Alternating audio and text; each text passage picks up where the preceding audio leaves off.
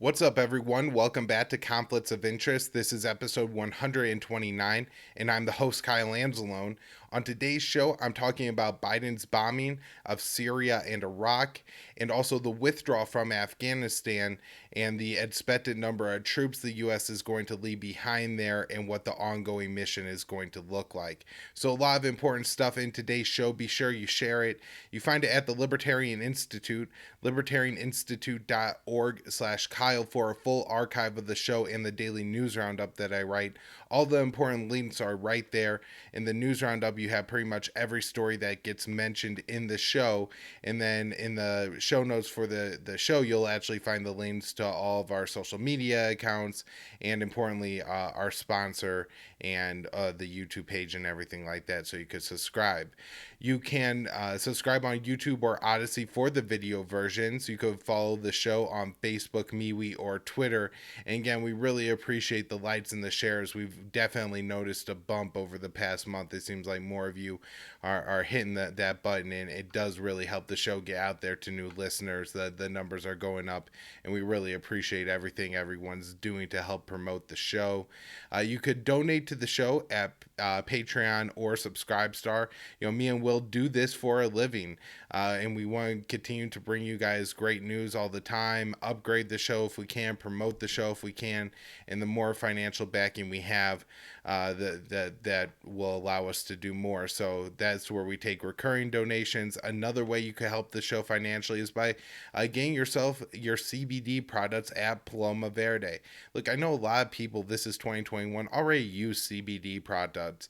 And so if you do, think about going to Paloma Verde and checking out their lineup of products. You could look at the lab tester results and see that these are high quality products. They're going to work for you the way that they're advertised. They have their products infused with different things like melatonin and curcumin. And so depending on what you're looking for, maybe you're looking for more of a reduction in inflammation, you got pain going on, so you get the salt gels with curcumin. Like Will Porter, the typical co-host of the show, if you got some insomnia, trouble falling asleep, check out the salt gels with the melatonin. I, really like their sports cream. I put it on in the morning, has a nice menthol smell, wakes me up, and it works for several hours. And typically I don't have to reapply it throughout the day because, by the time it's worn off in the mid-afternoon, I've already gotten up, done enough, stretched out enough that, I don't feel sore anymore. So I really recommend their topicals. Those are my favorite products, but go through, look at their long lineup of products. They even got stuff for your dog. PalomaVerdeCBD.com, and then you use the promo code PEACE, PEACE, when you check out, and they'll get you 25% off when you spend $75 or more. All right, now let's get into the episode. The first story I have today is the House voted on another bill to repeal 2 more authorizations for use of military force.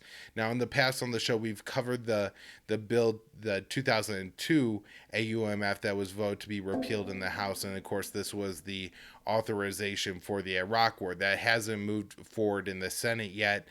This bill takes aim at the 1991 and 1957 AUMFs. And these are even more irrelevant than the 2002 AUMF, and I think it passed with even a wider range of support. And I would expect that this bill will pass the Senate probably more easily than the 2002 bill.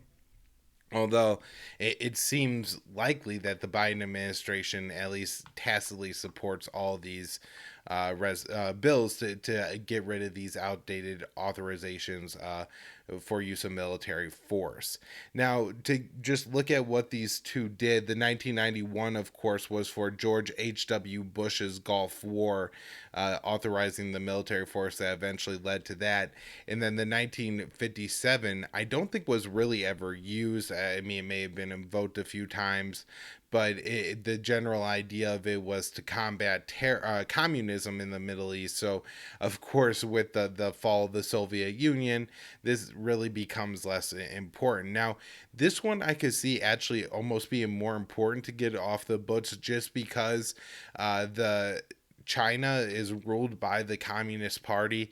And, we could argue about how communist China is, but the name of the political party that rules China being the Communist Party is more than enough clearance for any administration to bend the language of this 1957 to say, oh, we have authorization to stay in the Middle East because in creeping Chinese influence in the region or something like that. So this one I could see maybe being stretched and used in the future more than the 1991.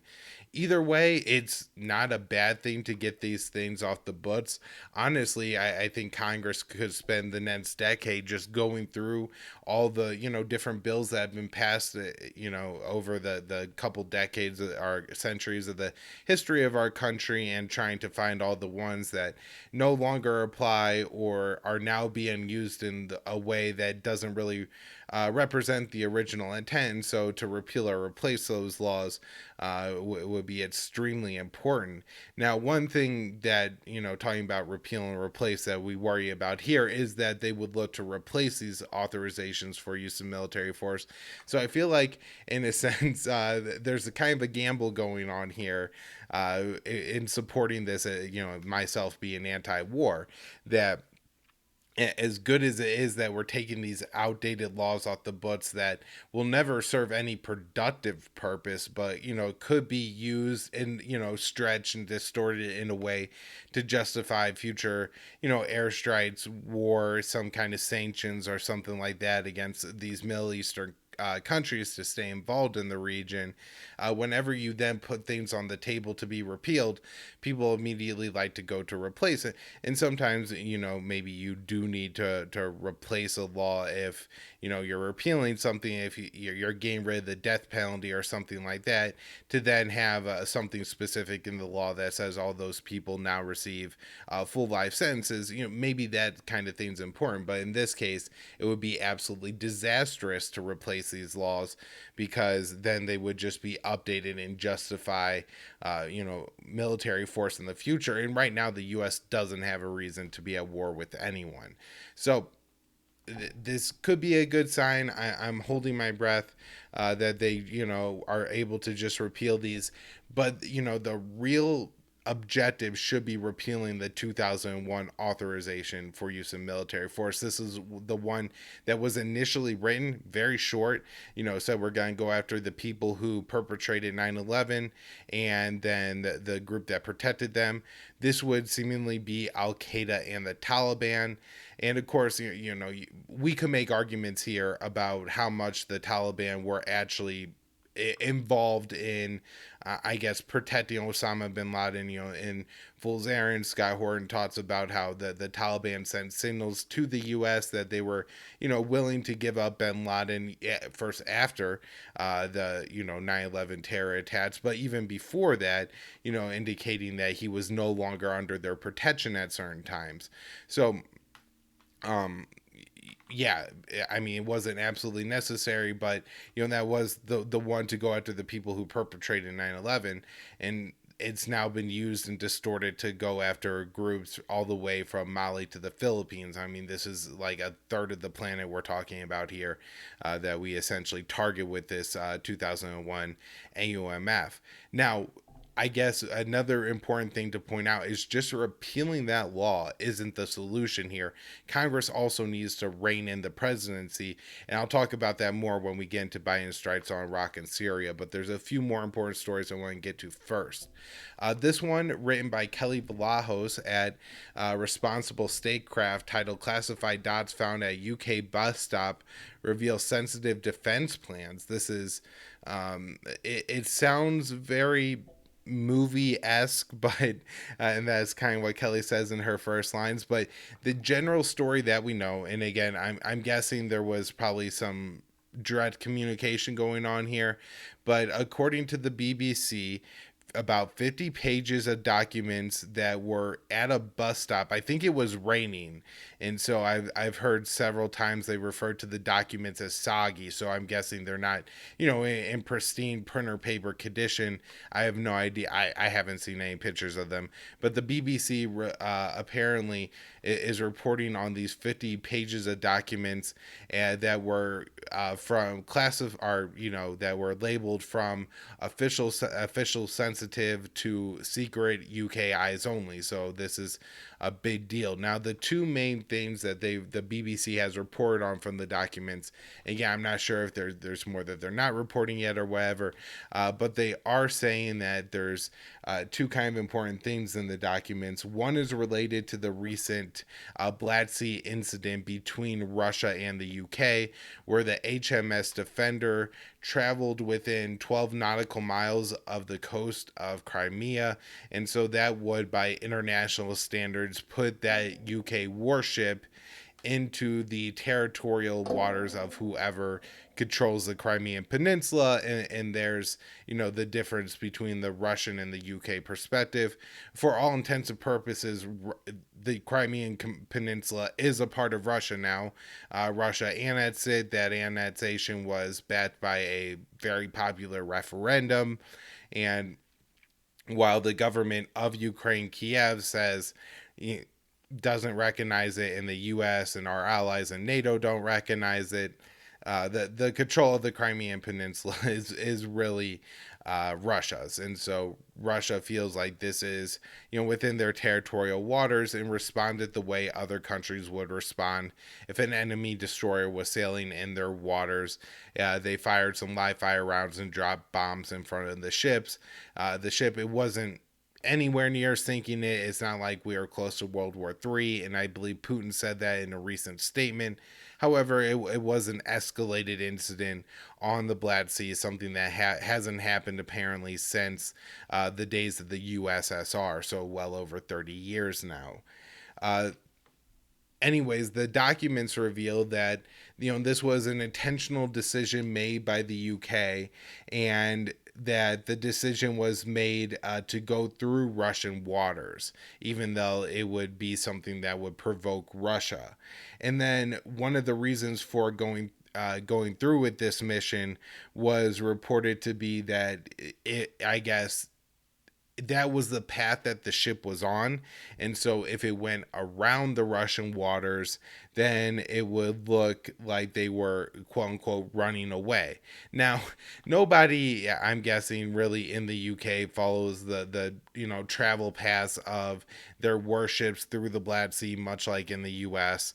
And if the ship had sailed around, it wouldn't have generated any headlines and wouldn't have been a big deal at all. And so it seems to me that this would just be like, on the level of the diplomats. They may personally feel emasculated, or not the diplomats, I guess, whoever is making the UK officials would personally feel emasculated if they went this route, deciding to sail around these waters. But, to try and make out like it's a bigger thing is absolutely stupid. Nobody really cares about how many miles off the coast of, China or Russia or whatever our warships sail, unless of course it puts our warships in danger and provokes some kind of response. And so I think this is about generating headlines. Maybe it's about trying to see what the Russian response is, getting them to switch on certain radar systems to be able to understand more how Russia responds and stuff like that. But overall, it's a needlessly provocative incident. And then another interesting thing that came out in these 50 pages of UK papers was that the US asked the UK to keep their special operations troops in Afghanistan after the US withdrawal. And so we'll talk more about the Afghan withdrawal later in the show, but that is another important thing that came out of these particular documents. Next story. The State Department has approved the possible sale of the F-16s and missiles to the Philippines. This is for 12 F-16s that will cost $2.4 billion, and Lockheed will be profiting off of that. And then there's 12 Harpoon missiles as well as 2 test missiles for $120 million, and that's Boeing money, and 24 Sidewinder missiles for $42.4 million, and that's going to Raytheon. Again, the finalized sale hasn't happened. There still has to be a signed agreement, and even then it could fall apart. But this is a very critical step in the path to the U.S. selling the Philippines these weapons. There's a few interesting layers to this. currently the Philippines has been waffling on whether to keep or scrap the 2 decade old visiting forces agreement that the U.S. has with the Philippines, and it was announced like 2 years ago.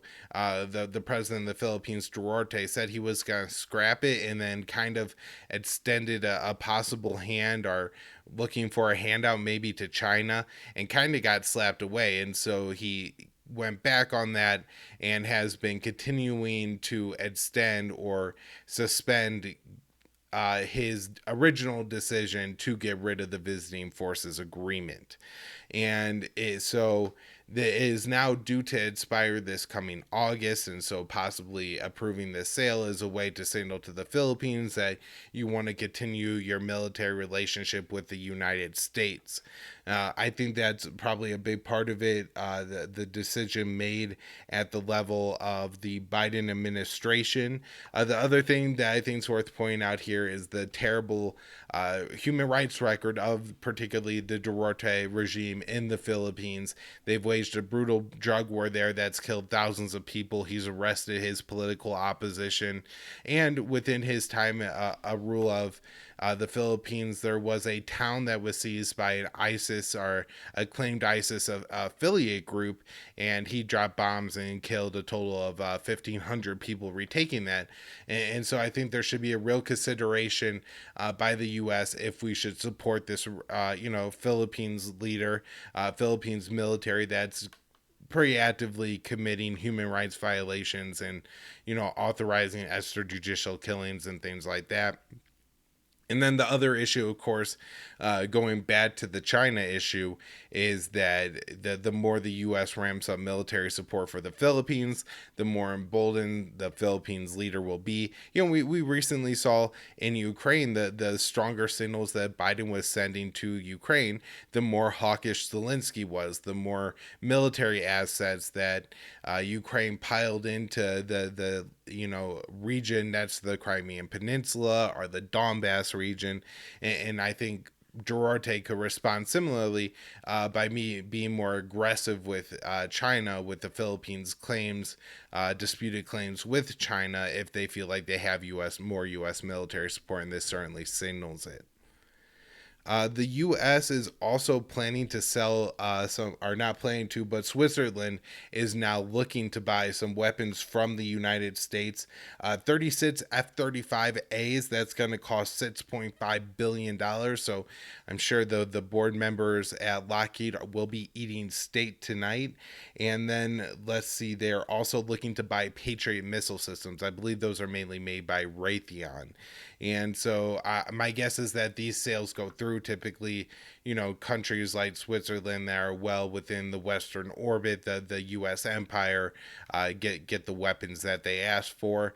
Also, Switzerland doesn't have a reputation. There's some people make a stink if it's like Saudi Arabia, the UAE, countries that are clearly involved in warfare and commit human rights violations. Switzerland really isn't thought that way in the American public at all, and so I'm sure if they actually ask for these weapons and have the money to buy them, that they're going to get them. All right, now let's get into Biden's bombing of Syria. This happened Sunday night, just as me and Will Porter were wrapping up recording the last episode of the show, so we didn't talk about it then. We do mention it on our appearance, It's Too Late with Alan Mosley. That's appearing tonight, Wednesday night, June 30th. For anybody who's listening today, Wednesday, you could check out the premiere. If not, check out my and Will's appearance on that show. Anyways, to get into the bombing, the U.S. carried out strikes against what they label as Iranian-backed militias in Iraq and Syria. These strikes happened on both sides of the border. The first and major question that people will have is under what authorization is the U.S. carrying out these strikes? And so what the Biden administration is claiming is that he has the authority to order these strikes under Article 2 of the Constitution, which is the Commander-in-Chief clause. And they say that the strikes were defensive in response to drone attacks carried out on U.S., I guess, anything assets in Iraq that the U.S. uses. It wasn't quite clear to me that these were all bases that house U.S. soldiers, but a base that maybe could house U.S. soldiers, or like an outpost that is visited by U.S. soldiers. But it really did. They didn't provide specific details. They just said that there were 5 of these incidents since April 5th. Now, I think one of the problems here is very much stretching the word defensive. So I think most people would think of defensive as this group launched rockets at the U.S. like 5 minutes ago. They hit the base, and then the U.S. returned fire. Not necessarily. We have intelligence that assesses that a group that in April that potentially carried out an attack against U.S. forces in Iraq are using this particular area of Syria to store some weapons, and so we're now going to bomb that facility. Those seem like, two pretty different things, but those are the kind of definitions and things that the Biden administration is conflating to try to have a legal authority to carry out these airstrikes. I guess another possibility could be, but they haven't said this at all in the statement, was that this group was preparing an imminent attack. We're going to strike the U.S. Tomorrow morning with drones stored in this facility. That seems like at least then within a reasonable definition of defense. However, the whole idea that these troops could possibly be defensive when they're illegally occupying both of these countries. Iraq has asked the U.S. to leave. In 2011, they kicked the U.S. out. They wouldn't renew a visiting forces agreement to allow the U.S. to stay. And then, of course, the U.S. got back after the rise of ISIS in Iraq. But since, and especially after the assassination in 2020 by Trump of Qasem Soleimani, the Iranian general, that at the Baghdad airport, the Iraqi government has officially asked the U.S. to leave. So, we're in both of these countries occupying them illegally. To say that if you break into somebody's house, the homeowner comes in, grabs a gun, and then you shoot them and say, oh no, this was all self-defense, the line's a lot more blurred that way. And I think it's kind of a hard argument to make that if you're breaking into somebody's home, you're doing something illegal, especially if, like the U.S. government, you break into somebody's home and you start planting bombs there or something like that, and they come in with a gun to shoot you, can't shoot them and then claim self-defense. You're murdering that person. So a lot of this going on, the solution is to get out of this region, to withdraw the U.S. troops, but that's none of the discussion. So I mean, that's, I guess, the legal argument there. They're not invoking the 2001 AUMF as far as I could tell, although maybe if there's a larger legal challenge on the Article 2, they could revert back to that.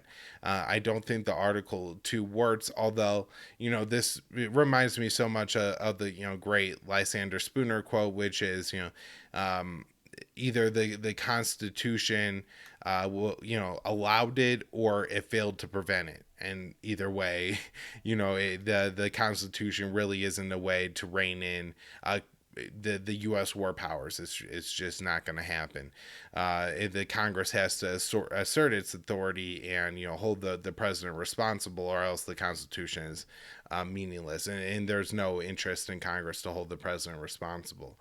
Now, to look at what actually was hit, I haven't gotten all the information yet. It's not allowed. These are, I think, tense areas of Syria. In Iraq, there's not a ton of reporters here, but the U.S. Labeled the sites they hit as weapons storage facilities. Now, and then there's other indication that these were commercial depots and were responsible for food transportation in the area. Now, I suppose it is possible that they could be both, right? That, somebody who works at a transportation depot knows there's, a shed on the property or a really used area, or potentially like the owner or somebody, higher up in there is sympathetic to the mission of the Shia militants and decide that they're allowed to store the weapons there or something like that. But at the same time, they are blowing up civilian infrastructure, even if there is also some weapons on the premises or something like that. So as far as it goes, the bombings were pretty disturbing. It doesn't seem like they just hit military targets. As far as it goes, there's reports that up to 4 of Shia militants were killed, and then potentially a child, with 3 other civilians being wounded. I'm still looking for some, more sources on who was killed. There's contradictory reports from the Syrian Observatory for Human Rights versus what the Iraqi militants are saying. Pretty immediately after the strikes, the U.S. troops in Syria came under rocket fire, and they responded with mortar fire. And so that's a situation where you would think of, okay, this is more traditionally what we're talking about, why the U.S. would carry out like strikes or something like that. They came under rocket fire, and so they returned fire rather than just bombing months after an alleged drone attack happened at a facility in Iraq the U.S. sometimes used. So yeah, the rocket fire, it doesn't seem like anybody was injured in the rocket fire. No idea if any of the Shia militants were killed in Syria by U.S. Return fire. And I guess too, it's not completely impossible that this was a different group than the Shia militias that carried out this rocket attack. It seems like it would have been them, given the situation that just happened. But we have to consider there's a lot of different groups in Syria. A lot of those groups want the U.S. to leave, including our NATO ally Turkey, the Syrian government, the Russian government, the Shia militias, the Islamic State fighters. And so anybody, I guess, could have been looking to provoke a larger conflict between the U.S. and the Shia militants, believing it would get the U.S. Eventually to leave the country, just because these are our former allies, and if they're now firing at us, it may just prevent too unstable of a situation. That's one other detail I want to get into here is every story you read on this, it leads with Biden bombed Iranian-backed militias. And to some extent, this is probably true. Again, don't know exactly who was killed, and to the extent that all the Shia militia groups are Iranian backed, there's probably a spectrum there, right? Like some are actually supported by Iran, actually influenced by the statements of the Ayatollah and the leadership of the IRGC, versus others who, maybe take a little bit of money from the Iranian government, but really don't care about what the Iranian government tells them to do. They have their own Iraqi, Syrian, or Shia interests that they're fighting on behalf of, their own local reasons or something like that. Anyways, but if we look back and roll back the clock a couple of years, especially in Iraq, these are the forces the U.S. was aligned with when we were taking back Mosul, Ramadi, and Fallujah from the Islamic State. And so it's just as easy, really to claim that these are American-backed forces or Iraqi government-backed forces, rather than just, vaguely labeling them as Iranian-backed and claiming, because that, I think, gaslights the American people into believing somehow that these were more justified. Now, more of the response, the Iraqi government is seeking legal options to prevent more U.S. attacks. I'm not quite sure what the Iraqi government could do. It's not like they're going to be bold enough to actually, I think, intercept or try to do anything to like a U.S. warplane, or probably could to a U.S. warplane carrying out illegal strikes in Iraq. But maybe the larger thing they raised at the UN, the more the optics way against carrying out these strikes. Syria also protests, but the U.S. has been bombing Syria for years, and nobody within the U.S. other than the few of us in the anti-war movement really care about Syrian sovereignty. Now, Biden's response says that these strikes are a message to Iran, which, I'm not sure how much this made sense. I think Biden is probably misreading the situation in Iraq a little bit. If you read the great Elijah Menier or listen to any of the interviews that he's done on the Sky Horton show or Around the Empire with Joanne Leone, he's frequently explaining that, these groups are not just the stooges of Iran. They're not Iranian proxies. They, do have some Iranian support. And again, there's a range of these groups. But to pretend like, this is just a message to Iran is absolutely foolish. I think it's, far more impactful to the people on the receiving end of these airstrikes, and those are the people of Iraq and Syria. And I think a lot of these Shia groups are just as nationalistic, just as concerned about, the sovereignty of the Iraq and the Syrian states as they are about the message of the Ayatollah. And so I think Biden is misreading this situation. However, it does kind of probably tell Iran and gives a middle finger to Iran at a pretty critical time in the fight and the negotiations to save the Iran nuclear deal. So, to get into the latest on this, as a quick little tangent here, this is very important. Jason Ditz at antiwar.com, Iran, no decision on deleting nuclear surveillance footage.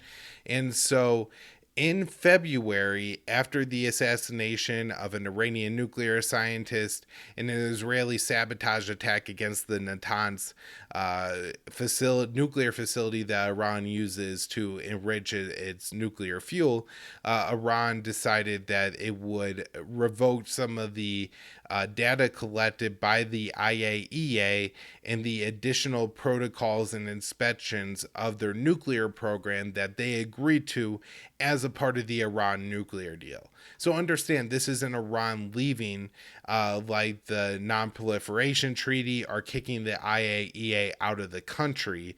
This is rather Iran, again, rolling back its commitments that it made within the nuclear deal, the JCPOA. And so when Iran made that decision, the IAEA, was like, we're really concerned about this, and the U.S. Raised a lot of red flags about this. And so a way I think Iran walked the line to keep the window of negotiations open with the U.S. is they said for 3 months, we will record and save this data. And should the U.S. return to the nuclear deal, we'll then hand it over to the IAEA, and then they could verify that, nothing was going on during that time.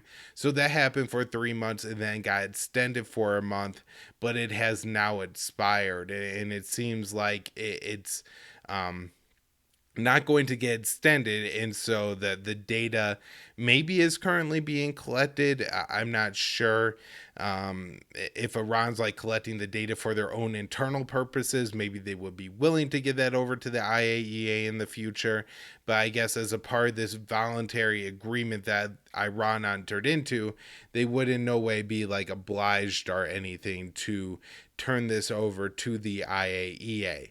Now, the Biden administration has made a big deal out of this, saying that this is very important, that, the IAEA needs to be able to inspect and verify this data. But the Iranians are now saying, like, a part of the agreement is that if we don't return to the deal, they're going to delete the data, and they're now threatening and debating to do that in Iran.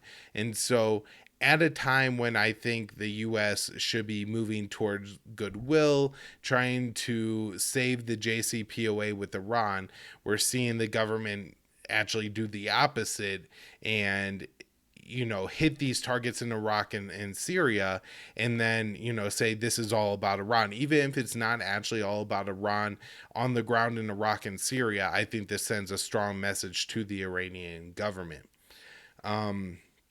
We also had in the past day the Secretary General of the UN, so the head of the UN, say that the U.S. should waive all sanctions on Iran or remove them as agreed to in the 2015 nuclear deal. So that was a pretty interesting statement. I think a pretty strong statement from the head of the UN. The other little note I had on the Iran talks was Biden met with Israel's president, not their new prime minister, the more leader of the state, but the president who serves in a less important role. And he met with him and said that the strikes were an example of his administration being tough on Iran, and that he said, "What I can say to you is that Iran will never get a nuclear weapon on my watch." Again, I think this misreads a lot about the Middle East, if Iran is trying to get a nuclear weapon or not, but that he's making these very hawkish statements to the Israeli president, again, at a time where I think the talks are probably at a pretty knife edge kind of moment. Could go either way. We, could potentially just get rid of the sanctions or return to the deal, or it devolves and falls apart. And I think this is a time where the U.S. should really be looking to not provoke Iran and to look for a path forward to get back into this deal. The last story I had on Iraq, and I just think this was important in relation to everything we've been talking about, the Biden administration threatening to carry out strikes against the Shia militias should U.S. forces come under fire in Iraq. And the Islamic State claimed responsibility for a rocket attack on an Iraqi power station. Now, this wasn't something that the U.S. is going to respond in Iraq. Well, maybe they'll carry out airstrikes against the Islamic State for it. But just to show that the Islamic State does have the capability to carry out these kind of rocket attacks that are the same kind of rocket attacks that the U.S. is accusing the Shia militias of using. Now, the recent response was into drone strikes. They, put small explosives on these drones and fly them into different places, or they could even drop it from the drone. I'm not sure if they could use it twice. It's not like a Reaper drone, but these are things that could happen. And just to show that the Islamic State does have this kind of capability in Iraq, and we should always remain skeptical that it wasn't an attack from the Shia militias, and that the Islamic State, it seems like it's a good way to make enemies out of their enemies, is to carry out these kind of attacks. All right, let's move on to the Afghan withdrawal. We had this really strange story from CNN. It doesn't, the headline doesn't even make sense. This is total 1984. U.S. days from completing formal Afghan withdrawal, but 1,000 troops could remain. So if 1,000 troops will remain, it's not a withdrawal. And, a formal withdrawal, Afghan withdrawal, I don't know what actually that is. But it sounds more and more like this isn't a real exit from Afghanistan. Now, in the past week on the show, me and Will have discussed the coverage at antiwar.com of the announcement that up to 650 troops could remain in Afghanistan to secure the embassy. And so it seems like this up to 1,000 number would be the troops that are there to guard the embassy, those 650, as well as troops to guard the Kabul airport until Turkey is in a position to do so. So again, if you're leaving 1,000 troops in the country, you're not withdrawing from the country. If you're leaving 650 troops in the country, you're not withdrawing from it. The U.S. has scaled down its operations in Afghanistan since Biden, made the announcement that we are going to be withdrawing on September 11th. But it now seems that withdrawal will not be happening in any real sense of that word, and what they're looking at is to change the U.S. mission. Now, another interesting thing that I found in this article at CNN was I believe Pentagon spokesperson John Kirby, yeah, he's the Pentagon spokesperson, saying that just because the withdrawal was happening, it didn't mean the end of NATO's resolute support mission in Afghanistan, and that mission would continue or could potentially continue in the future. And if the U.S. it does, I'm sure this will be the justification for the U.S. keeping a significant number of troops in Afghanistan. Now, it's really interesting that, again, in this article, they have a quote from the White House press secretary, Jen Psaki, where she says the Biden administration, or Biden, had little choice but to move ahead with the withdrawal, because if not, attacks would start because of the deal that Trump signed to get out of Afghanistan by May 1st. Now, I just want to point this out because this is a really clever thing that the Biden administration is going to try to do. They're going to try to claim that because of Trump's agreement, they only had until May 1st or by Biden's extended deadline, September 11th, to get out of the country or attach was resume on U.S. troops. But what they're leaving out is the only reason there wasn't attacks going on U.S. troops this entire time was because of that May 1st deadline. And so to pretend like there's an increased risk to U.S. troops in Afghanistan because Trump signed the deal is absolutely false. There's a risk to U.S. troops remaining in Afghanistan past the ceasefire that Trump was able to get with the Taliban, but they would have been at risk the whole time, and in fact, we probably would have lost the lives of several young American men and women over the past like 16 or 18 months that there haven't been any Taliban attacks should Trump not have signed the deal. And so that's an interesting thing that she says that they had little choice, but then at the same time, we had Jen Psaki saying this past week that Afghanistan is not a winnable war. And so if it's not a winnable war, then the only option is to withdraw. Why would you keep sending U.S. arms and money and wasting the lives and money of so many Americans in an unwinnable war?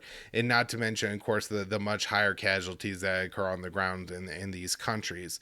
Now, we also have Senate Minority Leader Mitch McConnell saying that he wants a reversal of the withdrawal. This is absolutely insane. We need to keep moving in the right direction. An interesting statement by the Taliban here. This is by Dave DeCamp at antiwar.com. The Taliban says it has a right to react if U.S. troops stay in Afghanistan past the withdrawal deadline. And then they clarify that to be September 11th. And so it seems that the Taliban are, kind of saying that, okay, we're, going with it and moving past the original May 1st date, which, obviously they have because that was 2 months ago. But I feel like this is the first time I've kind of heard the Taliban specifically acknowledge that they're seem to be okay with that September 11th deadline. But if I were the U.S., I would not push past that deadline. And my guess is that the Taliban are going to consider 1,000 U.S. troops in Afghanistan to not be completing that withdrawal. Now, the Taliban say that they are following the letter of the Doha Agreement, the thing that was signed between the U.S. and the Taliban in February 2020 that has prevented any Taliban attacks on U.S. soldiers during that time. A Taliban commander in the Ghani province told NBC News that he's surprised at how successful the offensive has been, and the Taliban are now avoiding capturing provincial capitals or provincial headquarters anywhere in Afghanistan in accordance with through the 2011 or September 11th deadline in accordance with the Doha deal. And so the Taliban are in a point where their offensive is too successful and they have to essentially scale back and I guess wait some time before they take some of these provincial capitals, or maybe they'll be able to work out some kind of deal with the Afghan government to make a peaceful exchange. The U.S. carried out a couple of drone strikes in Afghanistan the past week. I'm kind of surprised the Taliban didn't raise a bigger deal about this because, the whole idea is that as long as the Taliban aren't taking the provincial capitals and they aren't attacking U.S. soldiers, that the U.S. wouldn't attack them. But here the U.S. is carrying out drone strikes against the Taliban. A big question remains about the Kabul airport and what's going to happen with its security. Basically, the U.S. really wants the security to be done by, I guess, itself or another NATO ally, and is really pushing Turkey to take on that role. I'm not sure if either A, Turkey doesn't want the role, or if the Afghan government doesn't want Turkey there, but Turkey seems hesitant on agreeing to it, and apparently there's now a verbal agreement between the U.S. and Turkey to keep the Turkish troops there, and the U.S. and NATO will pay Turkey for that deployment. a lot of people suspect that this Turkish deployment is going to be a way for the U.S. to continue to operate CIA or special operations missions out of Afghanistan. Seems likely that that could be the case. And then I have this interesting statement from General Austin Miller, who is the commander of U.S. forces in Afghanistan. And he says that as the U.S. will withdraw, it will keep supporting the Afghan military. And he says U.S. warplanes will remain there to support and defend Afghan troops. It's not clear exactly what that means or where the air support is going to come from, and how supporting Afghan troops with airstrikes isn't the same thing as fighting terrorism with airstrikes, as the Taliban aren't international terrorists, and actually fight against groups like the Islamic State in Afghanistan. All right, I think that's about all I have on the U.S. withdrawal from Afghanistan. Large number of troops staying, potentially airstrikes ongoing, although there's a lot of conflicting reports coming out of the Biden administration here. I'm guessing part of that is a reflection of disorganization in the administration, actually not having a real solid policy here, having different factions, Biden seeming to want to withdraw U.S. troops versus a lot of his military advisors and stuff, and even civilian advisors. I think Susan Rice, Victoria Nuland want him to stay, and so he's probably getting a lot of pressure to stay, and that's pushing the policy in a more hawkish directive and going to probably extend this war.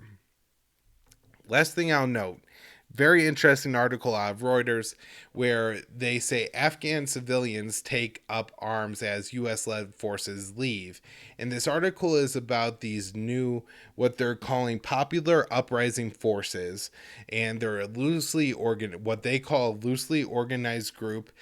Many of them former Mujahideen fighters who are now taking up guns, rocket launchers, etc., to combat the Taliban. My guess is these are people from non-Pashto ethnic minorities in Afghanistan, and people who don't want to live under Afghan rule. So in a way, this could potentially be helpful and bring Afghan some more stability, where the people of a town will just say no to the Taliban. You're not welcome here, and hopefully that'll turn the Taliban back in those areas. And maybe the Taliban will have less interest in taking areas of Afghanistan that where the people there don't want to live under Taliban rule. At the same time, this also does smell a little bit like Syria in 2010 with the I forget exactly what they called them there, the Free Syrian Army, and the mythical moderate rebels and all of this, where this could become a force to funnel a bunch of weapons into the hands of militants in Afghanistan that could do really terrible things. So very interesting article, something I'm going to keep my eye on and see what happens with these groups, but at the same time, I just not enough reporting out on it yet. All right. A couple updates here from Africa, starting with Ethiopia, where the Ethiopian government declared an immediate and unilateral ceasefire in the Tigray region. This was after about 8 months of fighting that included the ethnic militias in Ethiopia that were against the Tigray region, the Ethiopian army, and the Eritrean army. It seems, at first I saw this announcement, I was like, wow, maybe they had, captured and firmed up the region, but it was actually the opposite, where we had the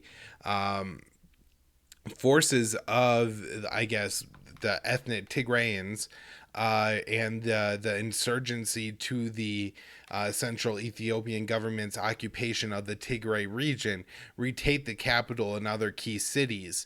Reports were that they were welcomed with celebrations and open arms, and they considered that this was a victory against the Ethiopian government. I'm not sure if the ceasefire is meant as a we're losing, we're retreating, and we need the bloodshed to stop, or actually, maybe the Ethiopian government is kind of saying, all right, we give up, you guys win, so we're just gonna kind of draw the lines, and you get more autonomous control over Tigray, and we're going to back off. At least publicly, the Ethiopian government put out that this include the Eritrean army as well. I'm not like just going to buy any of the reporting. There's been several times that it's been reported by the Ethiopian government that they were calling this off, or that the Eritrean troops weren't involved, and a whole bunch of other lies that they've told. And so I'm very suspect of what's happening in Tigray and how much this ceasefire is actually a ceasefire. But it does seem, at least a little bit, that the U.S. here is, or not, excuse me, not the U.S., that the situation in Tigray is maybe coming to some sort of more stable conclusion. There is a risk of famine in this region, and there's a lot of people that live in Ethiopia as Africa's second most populous country. The other thing I'll note is that the U.S. recently made a statement. Our State Department spokesperson for Africa, I forget the person's name, said that the U.S. wasn't going to stand by and watch horrors happen in Ethiopia. Last thing I'll note on Africa, last story I have today actually, is that AFRICOM chief pushes for U.S. troops to return to Somalia. Recently, General Stephen Townsend said that the U.S. soldiers were commuting to work in Somalia after they left the country when Trump called for a drawdown. Now it seems like they're just looking to go back in, stop commuting to work. In one sense, from their perspective, they're probably like, well, it's just going to save us some money doing it this way. But, we need to bring these troops home, not have them commuting to Somalia, just have them, come back home to the U.S. All right. That's what I have for today's show. Hope everybody enjoyed it. Share the show. libertarianinstitute.org/Kyle. Donate, Patreon, or Subscribestar. Get yourself some great CBD products at PalomaVerdeCBD.com. Use the promo code PEACE when you check out. Follow the show on any of our social media accounts, Facebook, MeWe, or Twitter. On Twitter, I'm at Kyle Anzalone_. And check out the Libertarian Institute, the news roundup that I write every day, and the viewpoints at antiwar.com.